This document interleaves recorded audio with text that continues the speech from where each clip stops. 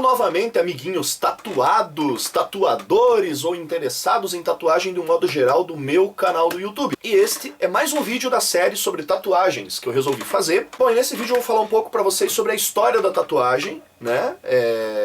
Vou tentar ser o mais sintético possível com o assunto, mas trazer um pouco de informação pra vocês. É óbvio que eu não vou conseguir falar de todos os aspectos da história da tatuagem, mas se você se interessou pelo assunto, procure pesquisar mais, procure buscar mais informação, tá bom? Enfim, o ato de marcar a pele é muito, mas muito antigo, como todo mundo já sabe, creio eu. Como eu já disse, não tem como eu falar de todos os aspectos sociais, históricos e o que quer que seja acerca da tatuagem, né?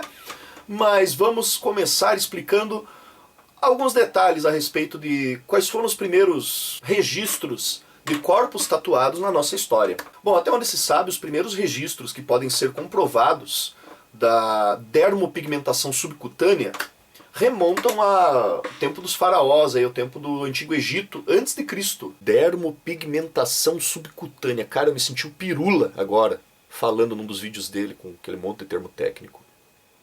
Bom, já encontraram algumas múmias com vestígios de tatuagem nos seus corpos, e até onde tudo indica, se usava como pigmentação para realizar esses desenhos na pele, misturas feitas à base de carvão, tanto vegetal como animal, plantas maceradas, plantas carbonizadas, depois maceradas e misturadas com outros pós de pirlim-pim-pins da época. Isso tudo costumava ser misturado com gordura, né, com alguns tipos de gordura. Aparentemente eram inseridas na pele utilizando-se de agulhas bem fininhas feitas de ossos de animais. Bom, mas se não me engano, eu já li um artigo certa vez que falava que em algumas pinturas da época pré-histórica, encontradas em cavernas, em alguns lugares assim, escavações, davam a entender que já se utilizava tatuagem naquela época, através dos desenhos, da interpretação dos desenhos e tal. Mas eu não lembro onde estava esse artigo, eu não consegui encontrar nada a respeito na net, nem nada. Então assim, eu não posso atestar a veracidade disso, mas se alguém tiver alguma informação sobre esse assunto e quiser compartilhar com a gente, também fique à vontade. Mas no geral, galera, isso daí é só para mostrar para vocês, assim, para dar uma ideia de como essa coisa de marcar a pele é um comportamento antigo do ser humano. E o mais surpreendente ainda é a gente perceber como essa atividade de pintar a pele, de marcar a pele definitivamente com tinta, mudou tão pouco ao longo de todos esses milhares de anos, pelo menos na sua essência, ela não mudou tanto assim. Eu acho que o maior salto que a gente teve dentro da tatuagem, do ato de se tatuar, foi a invenção da máquina de tatuagem. A maioria das pessoas talvez não saiba, mas o primeiro protótipo que deu origem a uma máquina de tatuagem foi inventado pelo Thomas Edison, aquele mesmo da lâmpada. Mas a gente já vai chegar lá. Bom, galera, como eu vou fazer uma série de vídeos sobre tatuagem, nesse daqui eu vou falar em geral sobre a história da tatuagem. Eu não vou me aprofundar tanto assim nos estilos de tatuagem, ou na história da tatuagem localizada em vários lugares com mais pormenores, né? Tipo a tatuagem japonesa, polinésia, old school, new school e tudo mais. Isso daí eu vou falando em outros vídeos específicos, né?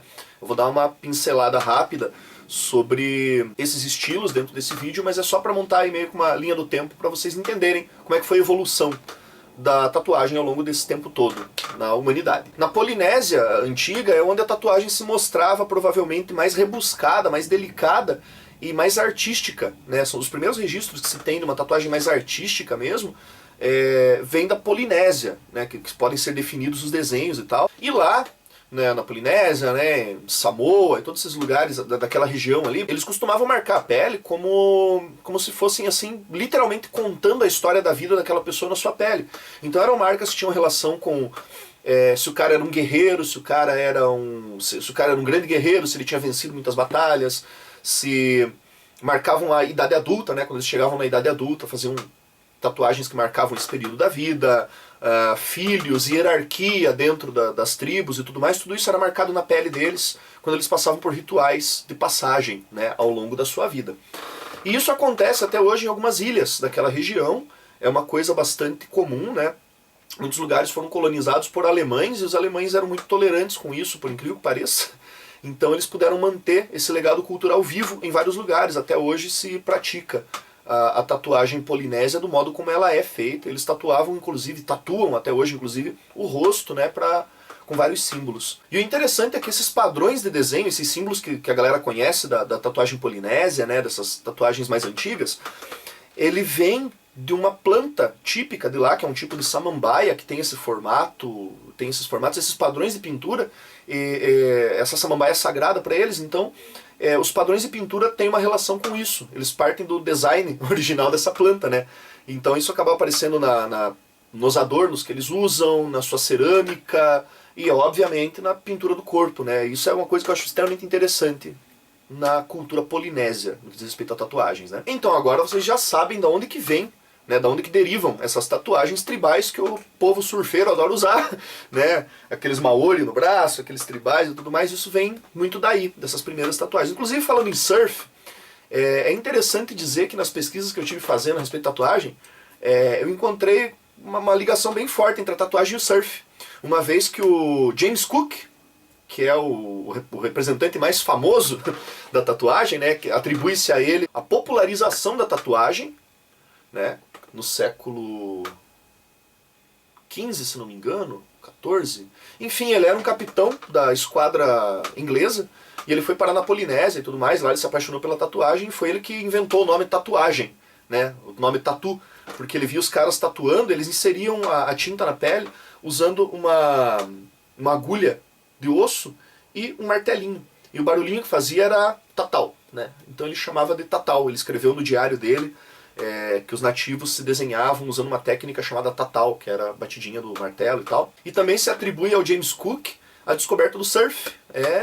Mas eu posso estar errado, entendeu? Então, assim, quem conhece mais a história do surf, aí eu conheço tatuagem, cara. O pessoal que gosta de surf, que entende de surf, quiser comentar a respeito disso também, passar mais links, eu agradeço. E quem estiver vendo o vídeo e quiser pesquisar mais sobre isso também vai agradecer. Então, como eu estava dizendo, o James Cook, ele se tatuou, né, passou a gostar da ideia da tatuagem, e graças a ele e aos marinheiros que o acompanhavam, que foram se espalhando pelo mundo, houve essa disseminação da arte da tatuagem por vários lugares do mundo naquela época.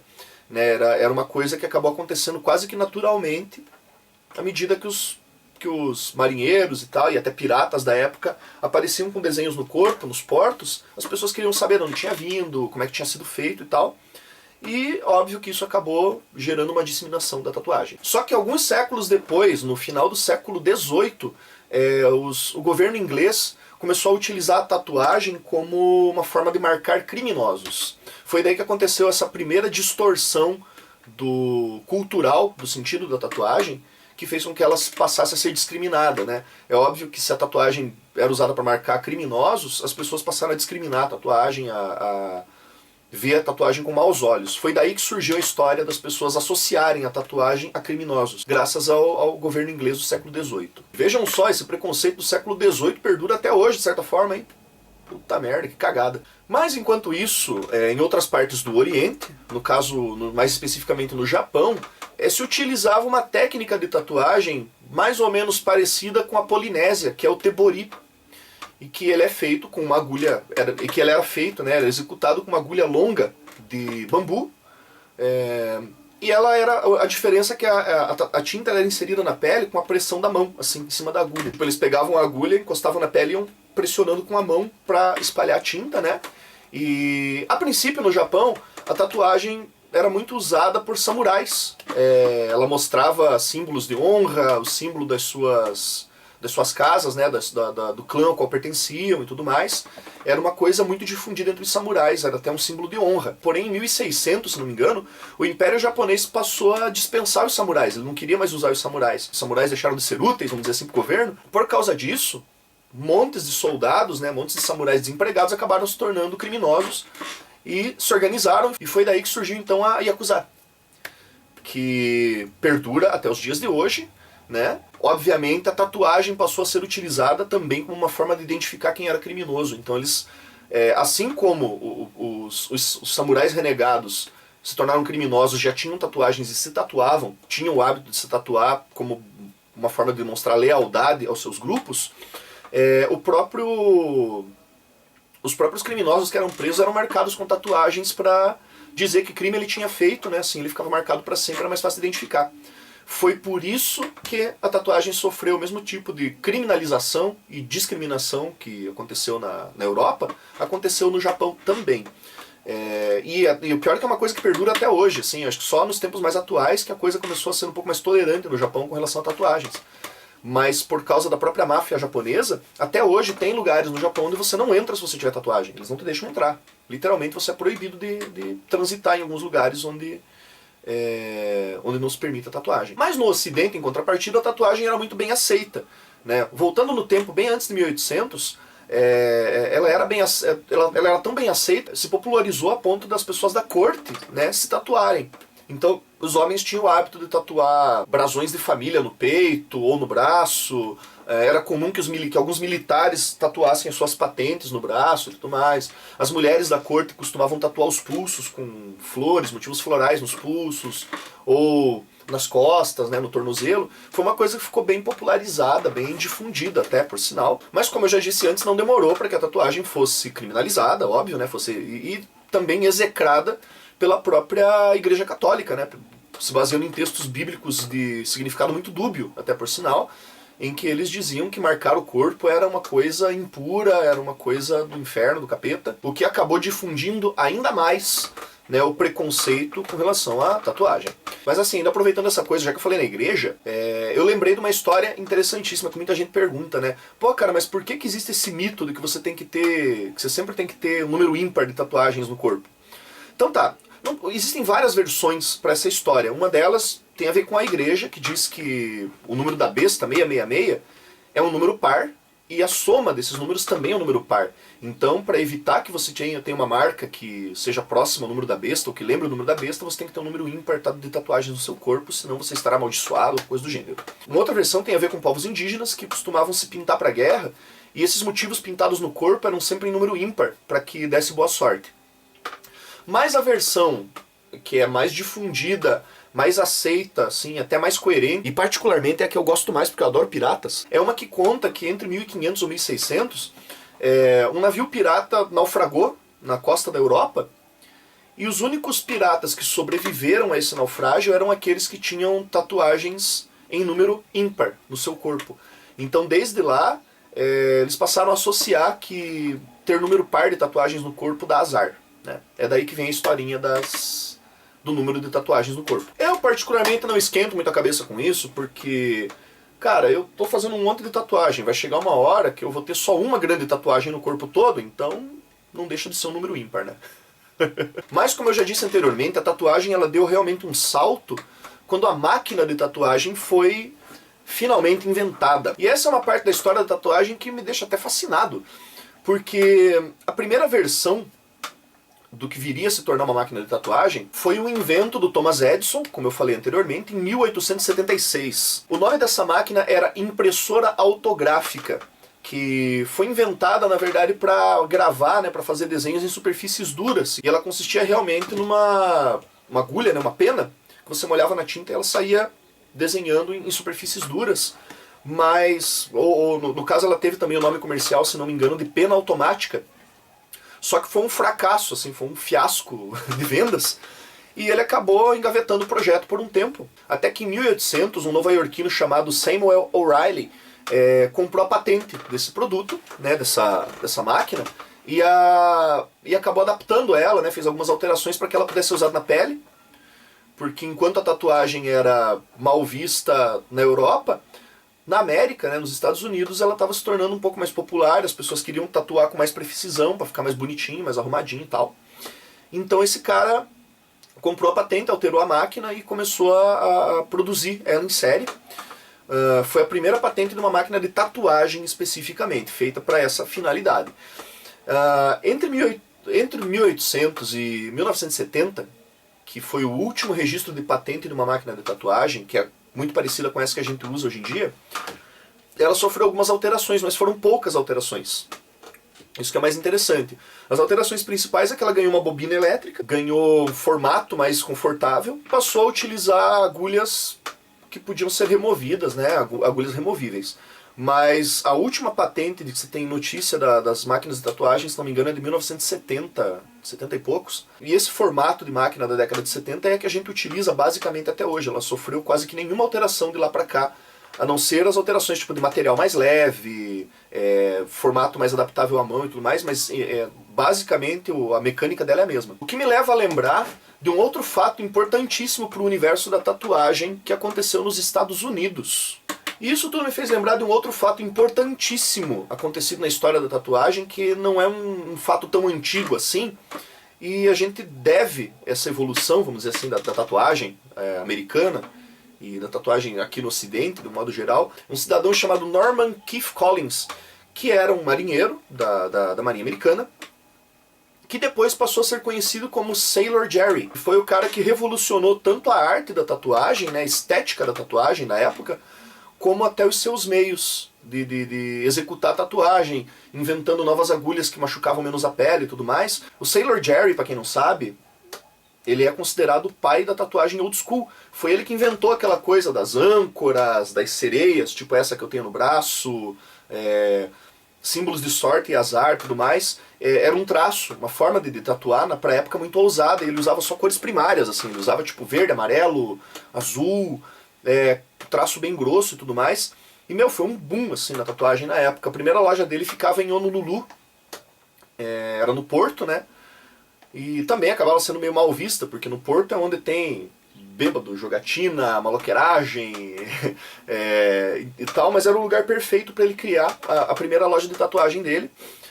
Esse cara treinou muitas pessoas na época, ensinou muitas pessoas o ofício da tatuagem, e graças a ele que a gente teve uma popularização tão grande da arte de tatuar no mundo ocidental. Tipo assim, gente, a estética que ele criou pra época tornaram o trabalho dele um divisor de águas dentro do universo da tatuagem. Usado até hoje. Inclusive eu sou apaixonado por tatuagens old school, que são aquelas bem retrô, com cara de tatuagem de pirata, de marinheiro e tal. E como ele tinha essa ligação muito forte com o mar, é óbvio que a maioria dos desenhos dele tinha esses motivos, né? Tinha tipo flâmulas, né? Faixas com letras dentro, com coisas escritas. Ele usava muito motivos assim, tipo sereias. Enfim, essa estética da old school vem desse cara, né? Bom, o Sailor Jerry, ele faleceu em 1973 de um ataque cardíaco, mas foi sem dúvida um dos caras assim que mais contribuiu para a tatuagem moderna no mundo, sabe? Assim, graças a ele que a gente tem muito do que a gente usa hoje em dia para se tatuar. Mas agora que nós chegamos finalmente à década de 70, vamos falar um pouquinho da tatuagem aqui no Brasil, porque foi na década de 70 que ela começou a se popularizar no Porto de Santos. Knud Harald Luck Gegersen era o nome do cidadão, que depois passou a ser conhecido como Luck, né? O Luck Tattoo, que é o precursor aí das tatuagens no Brasil. Ele chegou aqui no Porto de Santos, né, em 59, se mudou, ficou lá. Ele era artista plástico, desenhava, pintava e tudo mais. E ele começou a viver disso e logo ele estava tatuando as pessoas no Porto. Geralmente essas histórias de tatuagem tem a ver com o Porto, porque é o lugar por onde tem o maior número de passagem de pessoas e tudo mais. E lá ele começou o legado da tatuagem aqui no nosso país. E durante muitos anos o Luck Tattoo ele foi considerado o único tatuador profissional de toda a América Latina. Por um bom tempo. Até que ele começou a ensinar tatuagem para outras pessoas e tudo mais. E dando um fôlego novo para a arte. Assim, surgiram vários outros seguidores dele que foram aplicando novas técnicas, aprendendo novas coisas, e aí a tatuagem foi se difundindo pelo Brasil. Mas o pioneiro foi ele, por aqui. Esse cidadão ele apareceu várias vezes em jornais e várias coisas do Brasil como o único tatuador de verdade, né? O único tatuador profissional. E ele faleceu em 1983. Então isso daí mostra como a tatuagem é jovem aqui no Brasil. Porra, em 1983 eu tinha 3 anos de idade, cara. Tipo, o cara morreu 3 anos depois que eu nasci.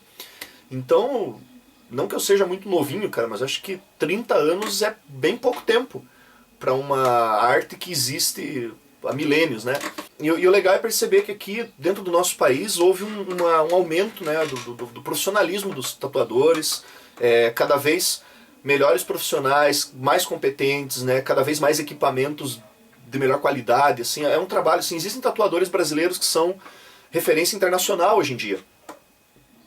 E isso eu acredito, é um motivo de orgulho pra gente, né, perceber que mesmo sendo uma arte tão jovem aqui no Brasil, ela tem excelentes profissionais. Claro que a gente tem o outro lado da moeda, né? Esses tatueiros, né? Os tatueiros que tem por aí, que são aqueles caras que vão tatuar com uma Kombi na praia, que tatuam no meio da rua, usando material de péssima qualidade, sem asepsia nenhuma. Nós temos também, em contrapartida, esse monte de embusteiro, né? Esses caras tipo Zili Tattoo, que tem um trabalho que eu acho horrível, terrível, assim, tenebroso, mas graças a marketing e burrice das pessoas, o cara se tornou o tatuador das estrelas e celebridades, e eu fico me perguntando o que diabos uma estrela ou uma celebridade vai fazer tatuando com um cara desse, que tem um trabalho tão meia boca e cobra tão caro, cara. Bom, a gente tem também por aí espalhados uns cursos de tatuagem, bem suspeitos, diga-se de passagem, né? Mas, enfim, tudo tem o seu lado ruim, né? Mas então é isso, galera. Eu acho que a tatuagem ela já tá bem firmada na sociedade moderna. O preconceito aos poucos vai desaparecendo, não desapareceu totalmente, acho que nunca vai desaparecer na verdade, mas já se tornou uma coisa mais bem aceita na sociedade, né? Aqui no Brasil ela está crescendo muito, eu tenho visto assim profissionais excelentes cada vez progredindo mais. Eu encerro por aqui esse vídeo que fala um pouquinho sobre a história da tatuagem. Se você tiver mais informações sobre a história da tatuagem, deixe os seus links aqui embaixo para o pessoal poder ver, poder ter acesso, né? Obrigado por ter assistido o vídeo. Se você gostou, não deixe de favoritar, não deixe de dar o seu joinha, não deixe de divulgar para as pessoas que você acha que podem gostar do que eu estou falando por aqui. Se você não gostou, agradeço que tenha visto da mesma forma, mas eu espero a sua educação e consideração aqui embaixo nos comentários. E se você é troll, meu amigo, eu espero sinceramente que você acabe fazendo uma tatuagem muito mal feita com um tatuador de merda num lugar tosco e morra de tétano. Valeu, gente, obrigado, um abraço e até a próxima!